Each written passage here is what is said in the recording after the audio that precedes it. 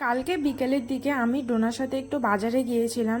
আসলে ও ওর বাবার জন্য একটা ফোন কিনবে, তো আমাকে বললো যে আমার সাথে একটু চল। তাই আমিও বের হয়ে চলে গেলাম বিকালের দিকে। তো প্রথমেই তো আমরা দুজন মিলে একটা ফোনের দোকানে গিয়েছিলাম। সেখানে অনেকগুলো ফোন দেখার পরে ডোনা একটা সিলেক্ট করলো।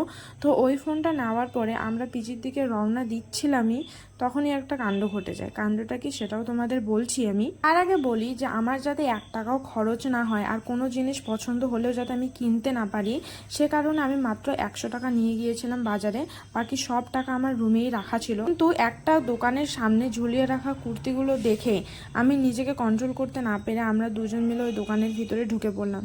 সেখানে কুর্তিগুলো দেখছিলাম দেখতে দেখতে দুটো কুর্তি আমার এত পছন্দ হয়ে গিয়েছিল যে না নিয়ে থাকতে পারলাম না। আমি দুটো কুর্তি নিয়েছিলাম, তার সাথে একটা জিন্স নিয়ে রুমে ফিরেছিলাম। মানে আমি কিচ্ছু নিব না জন্য আমি টাকাটা পুরোটাই আমার রুমে রেখে গিয়েছিলাম, কিন্তু তাতেও কোনো লাভ হলো না। কারণ আমি জামা কাপড় দেখলে আমি নিজেকে কন্ট্রোলই করতে পারি না। আর তার উপরে এই দুটো কুর্তি আমার এত পছন্দ হয়ে গেছিলো যে না নিয়ে থাকতেই পারিনি আমি।